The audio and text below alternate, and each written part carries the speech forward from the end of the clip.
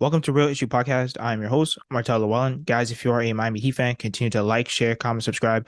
Thank you for all the support. If you're an NBA fan, subscribe to the channel, and thank you for all the support. Now, Damian Lillard, he was commenting about Jimmy Butler and the playoff performances that he's been having, and he said, "Himmy Butler, LOL." And I will say, Jimmy Butler, what he's doing is absolutely insane. He's proving that he is one of the best playoff players, and I don't think he gets the respect that he deserves, in my opinion. I think that people underrate him. I know that people want to label him as coasting during the regular season, but even during the regular season, he's putting in work, and in the playoffs, he takes it to a whole another level.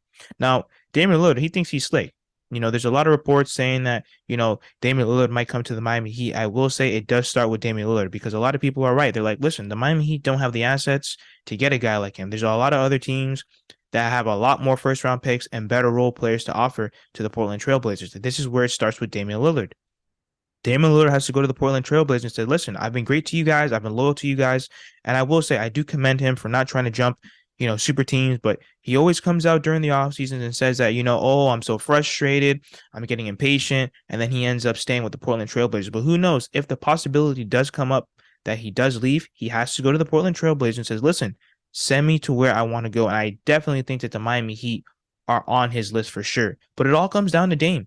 Damian Lillard is going to have to voice that to the Portland Trailblazers because we do not have the assets to get a guy like him. Now, I know a lot of people don't want to trade Tyler Herro. I agree. I'm kind of 50-50 on that. Tyler Herro, he's 23 years old. He's a young and up-and-coming player. I will say him missing out on the playoffs is a detriment to him because now we can't answer some of the questions that we all have. Can he help Jimmy and Bam? Is he going to, play well in the playoffs? Can his regular season numbers translate to the playoffs? These are all the huge questions that we have about Tyler Herro. And unfortunately, we have another year where we can't see that because we all know he didn't play well last year. So with all these questions, being said, do the Miami Heat move Tyler Herro? Pat Riley, he always moves the third best player, and Tyler Herro is the third best player on the Miami Heat behind Jimmy and Bam. So with all these questions being said, it's going to be very interesting to see what happens in the offseason.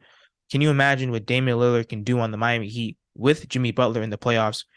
Just off of Dame's scoring ability alone, it will open up the floor tremendously, not only for the Miami Heat's three-point shooters, but for Jimmy and Bam.